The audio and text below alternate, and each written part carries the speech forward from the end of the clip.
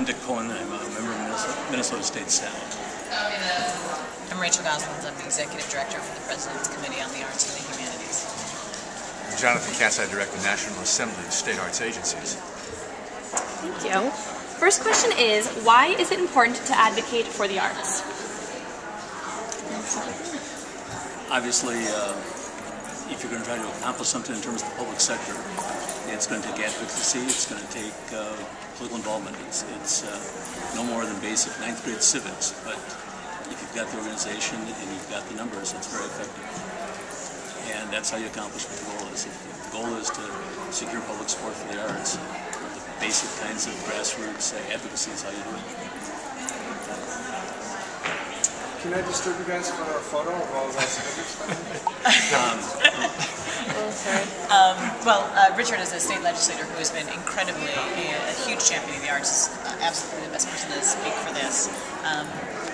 I would just add to it that obviously we're in a time of challenges, economic and otherwise, and it's not only important to advocate for the arts, it's important to advocate about the importance of the arts and why the arts are something that in any kind of playing field are something that deserves championship and support. I want to answer the question from two perspectives. One of them is the perspective of the person who's doing the advocating. It's important to advocate for the arts because it's important to advocate for what you think is important in society. There are going to be public expenditures made, and you have as a citizen a contribution you're going to make through your taxes and through your work. So you have a right to ask for what you think is important. And the most important conversation you can have with somebody that you send to Congress or send to your city council is what you think is best for the community. It's how we participate in democracy. Democracy doesn't work without advocacy. Advocacy means giving a voice to something. That's what the Latin root is. Without that, we don't have a democracy. It's important to advocate for the arts because the arts are an important public good, like clean air and clean water. There's something that benefits everybody. And the second question I have for you is, how can arts organizations achieve valuable support from the public sector? How can they achieve it? How can arts organizations gain support from the public? Like, what kinds of actions can we take from the public sector to support the arts?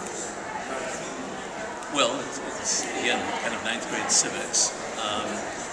If there's a plan, whether it's at a state level or a city or county level, as to how you're going to secure the support, it's going to vary from place to place as it works. Is there some kind of a sales tax mechanism? Is there some kind of other dedicated fund? Unfortunately, general fund dollars at any level will not be very easy to come by for a long, long time. So it's got to be something more creative than that.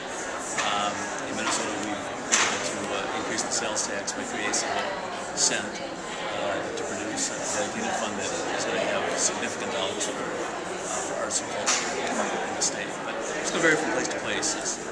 I can't suggest how any one strategy is going to work. It isn't one size fits all. And I would say if you're an arts organization and you're doing really good work, measure it, document it, and publish it.